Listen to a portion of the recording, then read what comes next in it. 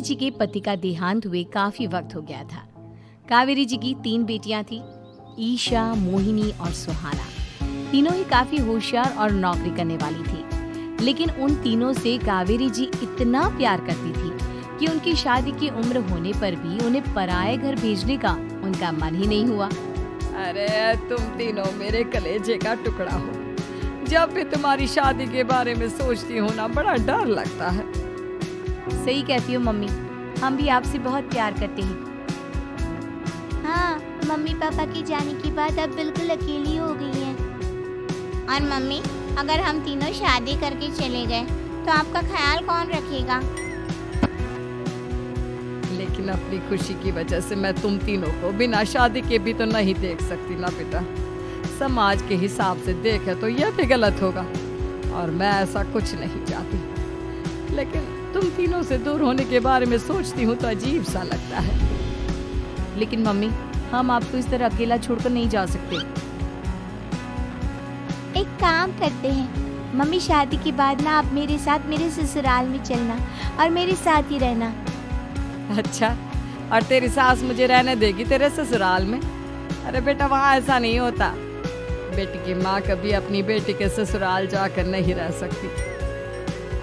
एक काम करते हैं माँ, आप ईशा और सुहानी की शादी कर दीजिए और मैं हमेशा आपका बेटा बनकर आपके साथ ही रहूंगी। मुझे नहीं करनी शादी। अरे मेरी बेटियां मुझसे कितना प्यार करती है, मेरी वजह से अपनी पूरी जिंदगी दांव पर लगाने को तैयार है। लेकिन मैंने ना इससे भी एक अच्छा उपाय सोचा है। क्या मम्मी? अगर आपके पास कोई सोल्यूशन है तो फिर क्यों परेशान हुआ? बताइए, क्या करना चाहती हैं आप?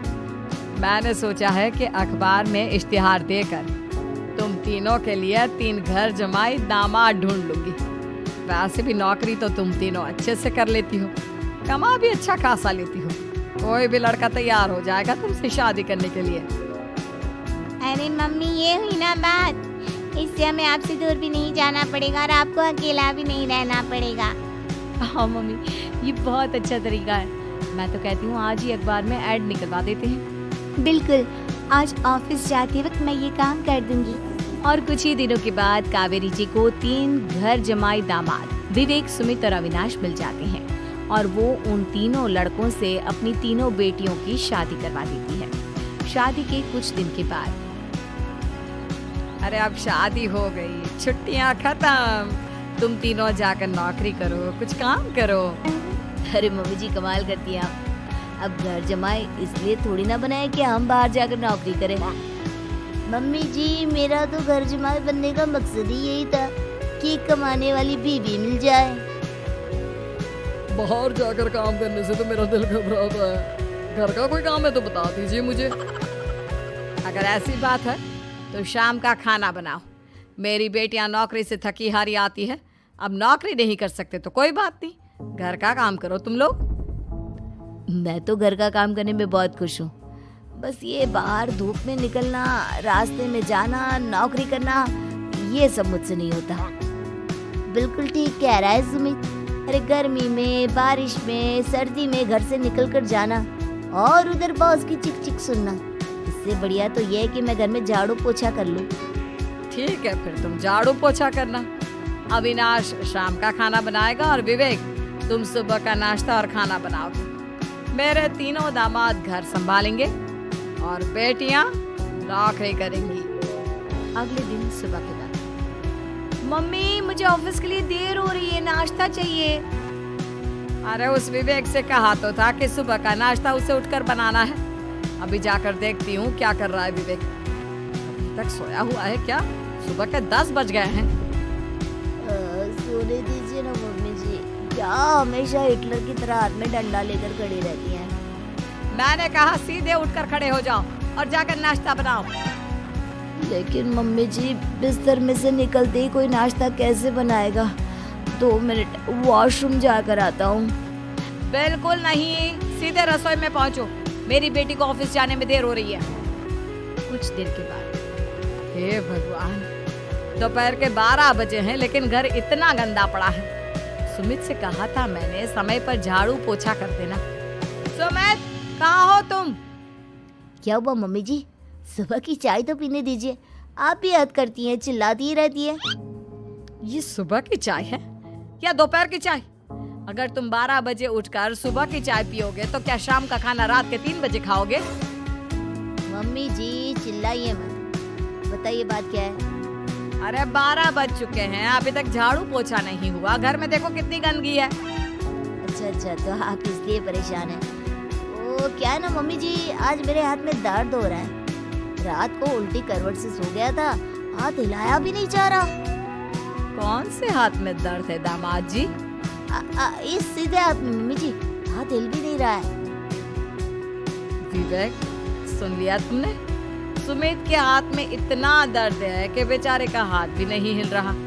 आज तो ये खाना भी नहीं खा पाएगा, तो एक जन का खाना कम ही बनाना। ठीक है मम्मी जी। अरे नहीं मम्मी जी, मेरे कहने का मतलब वो नहीं था। मेरा मतलब है खाना तो खाऊंगा ना। अरे लेकिन कैसे? हाथ तो हिल भी नहीं रहा है। मम्मी जी आपको ना किसी जेल में जेलर होना चाहिए था। बेकार में हमारी सास बनकर जिंदगी खराब कर रही है। अरे लगाता हूँ पोछा। एक बेचारा घर जमाई और कर भी क्या सकता है। शाम को जब ईशा, सुहाना और मोहिनी ऑफिस से लौट कर आती हैं। मम्मी शाम के खाने में क्या बना है? अब ये तो तेरे पति को ही मालूम होगा ना बेटा, उसने ही खाने की जिम्मेदारी ली थी। लगता है मम्मी आपने ये घर जमाए वाला तरीका अपनाकर मुसीबत मोल ले ली है। आपके तीनों घर जमाए कितने आलसी हैं। मेरे वाले को देखो, दोपहर के 12 बजे सुबह की चाय पीता है और काम क्या करना चाहता था? घर का झाड़ू पोछा। मम्मी बता रही थी कि आज उसने घर का झाड़ू पोछा शाम के 5 बजे किया था। अब क्या बताऊं बेटा, सुबह से हाथ दर्द का बहाना करके बैठ गया था। कहता है हाथ में बहुत दर्द हो रहा है, हिला भी नहीं जा रहा। सब बहाने मम्मी। ये तीनों घर जमाए मिलकर ना बस बैठकर खाना खाना चाहते हैं, काम धाम तो बिल्कुल नहीं करना चाहते। लेकिन ऐसे काम नहीं चलेगा ना, मुझे इन तीनों को सबक सिखाना ही पड़ेगा। अरे तो मम्मी आप हिटलर से कम है क्या? आपने जब हम तीनों को सबक सिखा कर इतना लायक बना दिया, तो इन तीनों नालायक दामाद को भी आप कुछ न कुछ तो बना ही देंगी। हाँ मम्मी, बस अपने अंदर के हिटलर को बाहर लाइए और अपनी तीनों दामादों को अच्छी तरह से सबक सिखाइए। रही बात आपकी बेटियों की, तो हम तीनों तो हमेशा से आपके साथ हैं।